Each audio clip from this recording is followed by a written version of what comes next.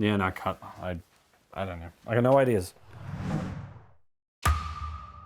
Are you creatively stuck and you're just having trouble coming up with ideas and producing interesting work? If you are, then this is the video for you. The first thing that I found that really helps when I'm creatively stuck is to start learning. Have creative input. Listen to podcasts, read books, do research. Creativity is simply your brain, your subconscious brain, connecting different dots and coming up and remixing those dots into new ideas. But if you're not intaking information, if you're not reading, if you're not learning, if you're not growing and expanding, then your brain hasn't got that many dots to connect. It hasn't got new, fresh ideas. When I'm learning, when I'm watching courses, when I'm listening to podcasts, I try to do that on a daily basis. I have all this new information and new ideas coming into my brain, and that really helps to spark creativity. So that's my first tip, is to have a creative input every single day. The second thing that I found that really helps to promote and encourage creativity is to have some form of mindfulness practice. A mindfulness practice is basically any activity that you enjoy that helps you to calm the busyness of the highly neurotic, energetic monkey mind of your everyday life. I've got to do this, I've got to do that, I've got to think about this, I've got to solve that problem. I have all these things to do. Oh my God, I'm stressed. A mindfulness practice helps to calm that voice, bring you back into the present moment, and allow your subconscious brain to work its magic. So it can be any practice. Like, I love to go for walks every single day. It's a great way to bookend my day. I go twice a day, once in the morning and once to wrap up the work day at the end of the day. And it really helps keep my creative juices flowing. My partner Lauren, she loves coloring in. She has a coloring mindfulness practice that she does every day, and it just calms the mind and really centers her. Meditation is probably the most commonly prescribed activity because it's really, really effective. Other people like to garden or do other mindless activities, and that really is the key, being a mindless activity. This is the reason why people have all these really great ideas when they're in the shower. I'm convinced it's because they can't have their phone with them. You just are forced to be present and to let your imagination wander. So find a practice that you really enjoy and engage in that practice on a regular basis.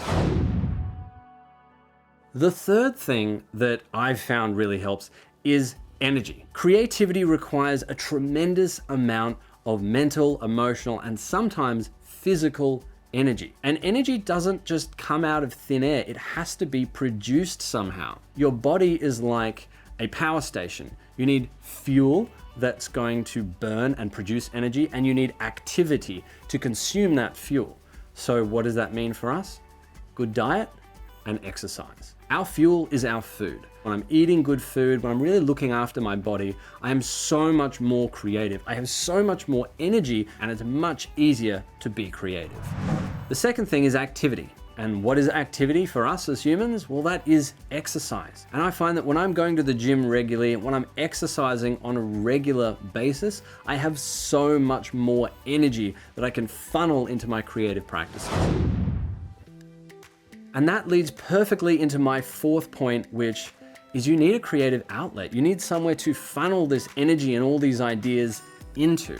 You need a creative practice. You can go to the gym and have all the energy in the world, you can meditate, you can be learning all the time, but if you don't have a creative outlet, then all of those ideas and all that energy has nowhere to go. A lot of people wrongly assume that creativity is something that you either have or you don't, that it is a God-given talent.